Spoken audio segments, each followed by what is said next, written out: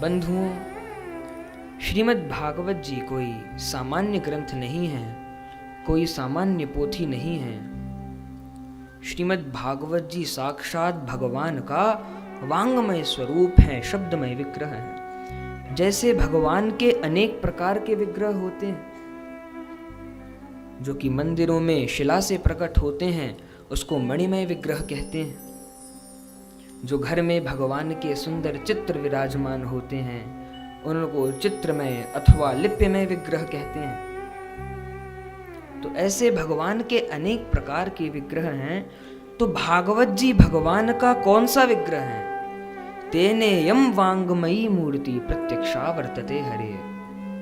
श्रीमद् भागवत जी साक्षात भगवान का वांगमय अर्थात शब्दमय विग्रह है।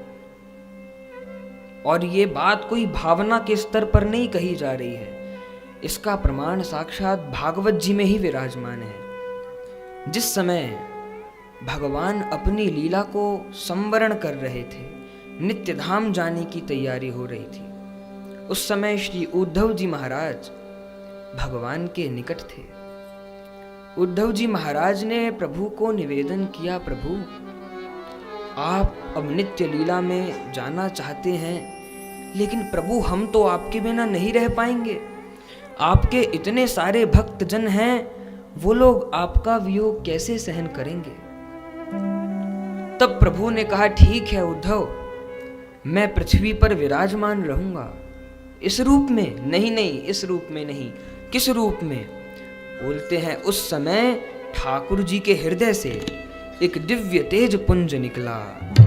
तिरोधाय प्रविष्टोयम श्रीमद्भागवतार्णवम्। और सबके देखते देखते वो दिव्य तेज पुंज श्रीमद् भागवत जी में समा गया। कहिए श्रीमद् भागवत महापुराण की जय हो। श्री वेद व्यास जी महाराज की जय हो।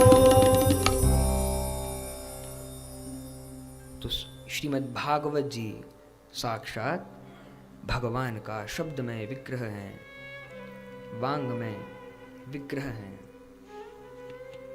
श्रीमद् भागवत जी की महिमा का तो कौन वर्णन कर सकता है।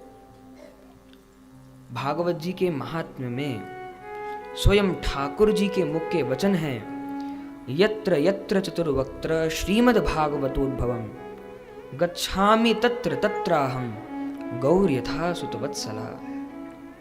भगवान ब्रह्मा जी को बता रहे हैं, हे ब्रह्मा जी, जहां जहां श्रीमद् भागवत जी की कथा होती है, वहां वहां हम पधारते हैं परिकरों सहित। लेकिन कैसे? सामान्य रूप से नहीं, गौर यथा सुतवत्सला। जिस प्रकार एक गैया अपने बछड़े के पीछे चलती है, जिस प्रकार एक गैया अपने बछड़े का अनुगमन करती है, उस प्रकार भगवान श्रीमद् भागवत जी की कथा में पधारते हैं। ये है श्रीमद् भागवत जी की महिमा। और जो कथा हम लोगों को इतनी सहजता में सुनने को प्राप्त हो रही है, ये कोई सामान्य कथा नहीं है। श्रीमद् भागवती वार्ता सुराणाम अपि दुर्लभ। श्रीमद् भागवत कथा देवों के लिए भी दुर्लभ है। भागवत जी में एक छोटा सा प्रसंग आता है, जब श्री सुखदेव स्वामी श्री परीक्षित जी महाराज को भागवत जी श्रवण करवा रहे थे। उस समय स्वर्ग के सभी देवता हाथ में अमृत का कलश लेकर के सुखदेव जी के पास आए और कहा, महाराज हम लोगों ने सुना है कि परीक्षित की 7 दिन बाद मृत्यु है, इनको श्राप लग चुका है। हाँ बोलो। तो महाराज हम लोग अमृत लेकर के आए हैं, आप ये स्वर्ग का अमृत तो परीक्षित को पिला दीजिए, और जो ये आप कथा अमृत परीक्षित को दान कर रहे हैं, ये हमें दान कर दीजिए। एवं विनिमये जाते सुधाराज्ञा प्रपीयताम प्रपास्यामो वयम सर्वे श्रीमद् भागवतार्णवम्। ज्यों ये सुखदेव जी ने सुना, सुखदेव जी ने तो देवताओं की हंसी उड़ा दी। क्व सुधा क्व कथा लोके क्व कांचः क्व मणिर्महान। देवताओं, क्या कभी किसी कांच की तुलना किसी मणि से हो सकती है? नहीं। कोई कहे किसी को, भैया हम आपको एक बहुत सुंदर कांच की गोली देंगे और आप बदले में हमें अपनी ये जो आपकी स्वर्ण जटित रत्न की अंगूठी है ये हमें दे दीजिए। तो क्या बुद्धिमान व्यक्ति ये सौदा पसंद करेगा? नहीं। कांच की क्या कीमत है? कुछ कीमत नहीं है, लेकिन हीरे की तो न जाने कितनी कीमत है। तो क्या किसी कांच की तुलना किसी मणि से हो सकती है? नहीं। तुम लोग जो ये अमृत लेकर के आए हो ये तो किसी काम का नहीं है। देवताओं ने कहा महाराज ऐसी बात मत करिए।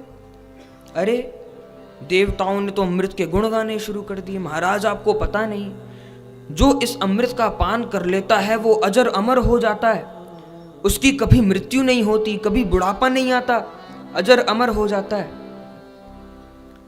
शुकदेव जी ने कहा देवताओं तुम अपने इस अमृत के गुण गा रहे हो। अच्छा एक प्रश्न मैं तुमसे पूछता हूं, क्या जिस समय रावण ने तुम पे चढ़ाई करी थी उस समय तो तुम लोग अमृत पी चुके थे, तो तुम लोग भाग क्यों गए? रावण से सीधे सीधे युद्ध करते, तुम लोग मरते तो नहीं, सीधे युद्ध करते।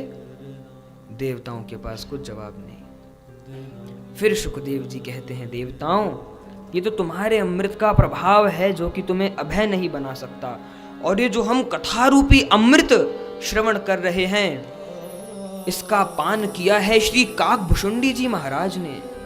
उनको 27 कल्प बीत गए हैं, आज तक क्या किसी ने सुना है कि काकभुशुंडी जी पे किसी दैत्य ने चढ़ाई कर दी है, वो भागे भागे फिर रहे हैं?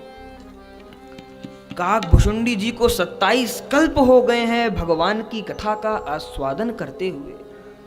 तुम लोग तो चाहे जितना मर्जी अमृत पी लो, तुम्हारी आयु तो एक मनवंतर की होती है, लेकिन काकभुशुंडी जी ने कथामृत पान किया तो 27 कल्प बीत गए हैं, अभी भी काकभुशुंडी जी महाराज भगवान की कथा का आस्वादन कर रहे हैं। तुम्हारे इस अमृत की तुलना हमारे अमृत से कभी नहीं हो सकती। तो श्री शुकदेव जी ने देवताओं को कथामृत दान नहीं किया, देवता लोग चले गए। ऐसी है ये श्रीमद् भागवत जी की कथा, और ये कथा कितनी मधुर है, कितनी मीठी है। इसके मंगलाचरण में ही कहते हैं निगम कल्पतरोर गलितम फलम शुकमुखाद अमृत द्रव संयुतम पिबत भागवतम रसमालयम मुहुरहो रसिका भुवि भावुका। ये एक ऐसा फल है जिसमें ना तो गुठली है ना तो छिलका है। नहीं तो सामान्यतः फल में गुठली भी होती है, छिलका भी होता है, लेकिन ये तो ऐसा फल है, इतना मधुर है एक तो, और इसमें ना गुठली का चक्कर है ना ही छिलके का चक्कर है, संपूर्ण रूप से आस्वादनीय है और बड़े बड़े रसिक लोग आस्वादन करते हैं।